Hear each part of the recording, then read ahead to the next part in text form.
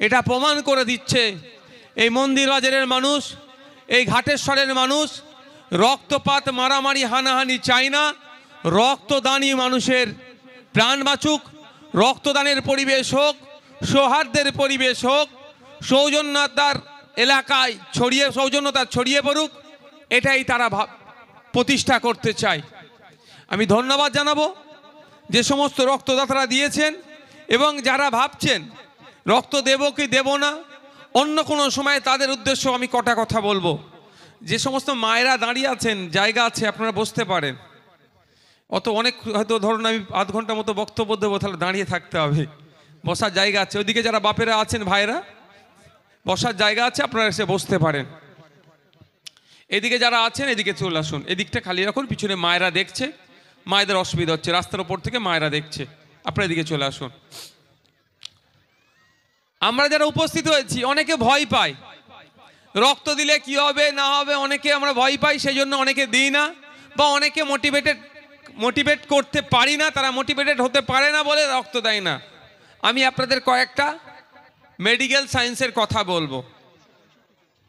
বিজ্ঞান বলছেন কোনো পুরুষ যদি নিয়মিত 90 দিন ছাড়া ছাড়া রক্ত দেয়, কোনো মহিলা যদি নিয়মিত 120 দিন ছাড়া রক্ত দেয়, তার ক্যান্সার রোগের সম্ভাবনা কমে যায়, তার স্ট্রোকের সম্ভাবনা কমে যায়।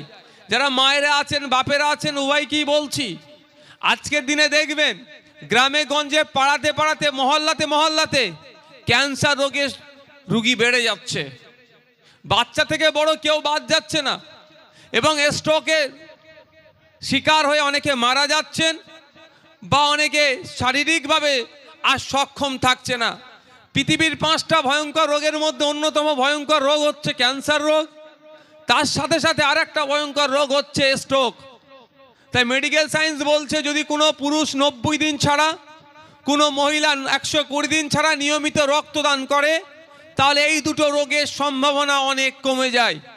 তাই বন্ধুগণ যারা উপস্থিত হয়েছেন, যারা ভাবছেন রক্ত দেব কি দেব না, ভয় পাচ্ছেন, তাদের উদ্দেশ্যে বলবো রক্ত দিয়ে যেন অন্যের প্রাণ বাঁচতে পারে, রক্ত নিয়মিত দান করলেও কিন্তু আপনার স্বাস্থ্য ভালো থাকতে পারে।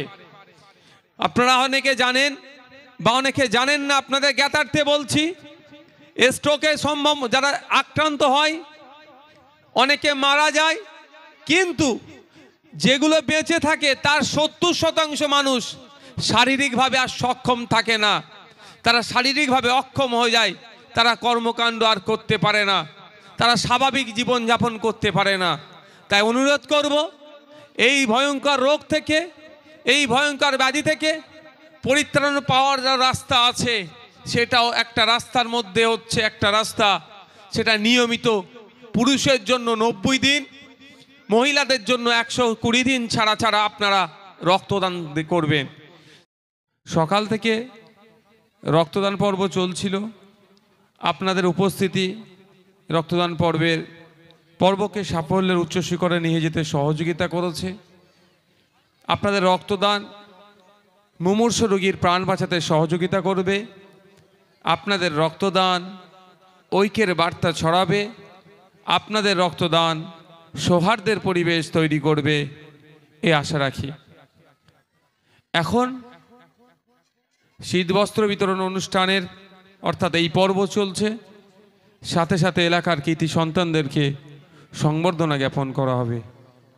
আজকের এই রক্তদান অনুষ্ঠানে যে সমস্ত রক্তদাতারা রক্ত দিয়েছেন, প্রত্যেককে আমাদের পার্টির পক্ষ থেকে, এই মঞ্চের পক্ষ থেকে, এই অঞ্চল কমিটির পক্ষ থেকে আন্তরিক শুভেচ্ছা ও ভালোবাসা জানাই। যারা এখন উপস্থিত হয়েছেন, মূল্যবান সময়কে উপেক্ষা করে এবং শত বাধা বিপত্তিকে উপেক্ষা করে, শাসকের হুমকি চুমকিকে উপেক্ষা করে আজকের এই সমাবেশে উপস্থিত হয়েছেন, রক্তদান শিবির অনুষ্ঠানকে সাফল্যের উচ্চ শিখরে পৌঁছাতে সহযোগিতা করছেন। প্রত্যেক দর্শক বন্ধু যারা আছেন, বাপ ভাই মা বোন যারা এসেছেন, প্রত্যেককে আমরা ধন্যবাদ জানাই। ধন্যবাদ জানাই প্রশাসনের বন্ধুদেরকে, যাদের প্রচেষ্টায় আজকের এই প্রোগ্রাম সুষ্ঠুভাবে সম্পন্ন হতে চলেছে। প্রথমেই রক্তদান সম্পর্কে আমি কয়েকটা কথা বলবো, তারপরে চলমান যে সমস্যা, রাজ্য সরকার কেন্দ্র সরকার যে দ্বিচারিতা করছে, ধর্মের নামে ভোট চাইছে, ধর্মের নামে ভোট চেয়ে এবং যে কাজ করব বলে ভোট চাওয়ার পরে তারা যখন ব্যর্থ হচ্ছে তখন মানুষে মানুষে বিভেদ লাগিয়ে দেওয়ার চেষ্টা হচ্ছে। এখনই ডাকতে হবে না, শেষে ডাকবে, ওদেরকে বসার জায়গা দাও।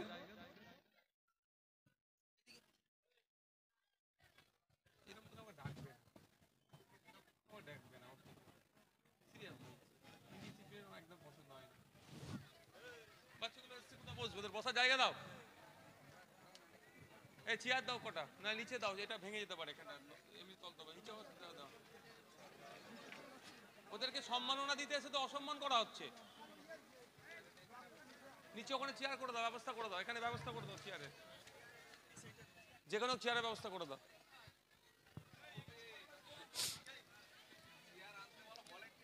বর্তমান সময়ে রক্তের হাহাকার দেখা দিচ্ছে।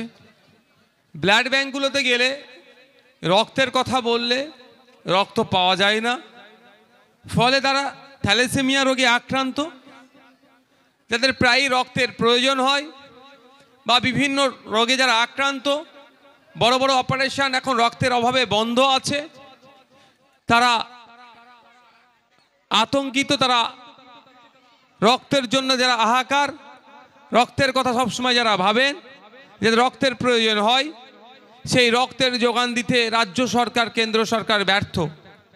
ফলে আমাদের পার্টির পক্ষ থেকে বা আমাদের মতো বিভিন্ন রাজনৈতিক দল আছেন, অনেক এনজিও আছে, অনেক ক্লাব আছে, অনেক মন্দির কমিটি আছে, মসজিদ কমিটি আছে, মাদ্রাসা কমিটি আছে, শ্মশান কমিটি আছে, দুর্গা উৎসব কমিটি, নবী দিবস কমিটি বিভিন্ন সময় বিভিন্নভাবে রক্তদান শিবির করে থাকেন। তাদের প্রচেষ্টায় কিছুটা হলেও রক্তের ঘাটতি পূরণ হয়। আমরা সারা বছর মানুষের পাশে থাকতে চাই, শুধুমাত্র ভোটের সময় আসবে, ভোট দিন করবে, এই জন্য আমরা রাজনীতির ময়দানে আসেনি। মানুষের চাওয়া পাওয়া, অভাব অভিযোগগুলো কি আছে সেইগুলো কিছুটা হলেও পূরণের চেষ্টা করি, এবং তাদের অধিকারগুলো কি আছে সেইগুলো তাদেরকে জানানোরও চেষ্টা করি। তাই আমরা দেখলাম যে রক্তের একটা বিশাল ঘাটতি দেখা দিচ্ছে। কি কেন্দ্র সরকার কি রাজ্য সরকারের নির্দিষ্ট কোনো পলিসি নাই, যে পলিসি অবলম্বন করে রক্তের যে ঘাটতি হচ্ছে সেটাকে পূরণ করতে পারবে। আমরা সকলেই জানি রক্ত কলকারখানায় তৈরি হয় না, যেমন রক্তও কিন্তু মাঠে ঘাটে চাষ হয় না, মানুষের শরীর থেকে মানুষের শরীরে রক্ত দিতে হয়। কিন্তু রক্তের যখন প্রয়োজন হয়, দাদা দিদিদেরকে বললে রক্ত পাওয়া যায় না, হন্য হয়ে ঘুরতে হয়, অনেক সময় 2000-3000 টাকার বিনিময়ে রক্ত নিতে হয়। এই সমস্যার সমাধান করার যাদের দায়িত্ব, তারা দায়িত্ব কাঁধে তুলে নেয়নি। দায়িত্ব হচ্ছে শাসকের, যারা ক্ষমতায় আছে তাদের দায়িত্ব হচ্ছে আমার স্বাস্থ্য পরিষেবা প্রদান করা, আর স্বাস্থ্য পরিষেবার মধ্যে আমার রক্তের প্রয়োজন আছে সেটার ব্যবস্থা করা। কিন্তু দুঃখের বিষয় সেটা হয়নি।